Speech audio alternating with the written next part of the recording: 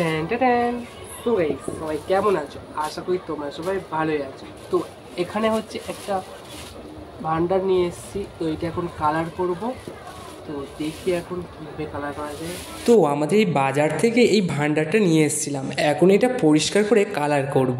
তো কালারটা কি কেমন করা যায় আইডিয়াটা পরে নেব। তো এখন আমি সাদা রং করে পুরোটা কালার করে নিচ্ছি, কেননা সাদার ওপর যে কালারটা করব সেটাই বেস্ট হয়। তো যাই হোক, এখন আমি সাদা কালারটা করে নিচ্ছি, আর কিভাবে কালার করছি তোমরাই দেখো। কত সুন্দর লাগছে এবার কালার করতে সাদা কালার। তো আমি সাদা কালার করার সাথে সাথে ভাবছিলাম এর উপর কী করা যায়, তো ভাবলাম যে পরের দিনই করব।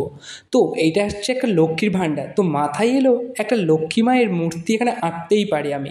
তো ভাবলাম যে এঁকেই ফেললাম। তো দেখো এটা কত সুন্দর লাগছে কালার করার পরে। তো বন্ধুরা একটু বলো কেমন হয়েছে আমার ভাণ্ডারের লক্ষ্মী মাকে।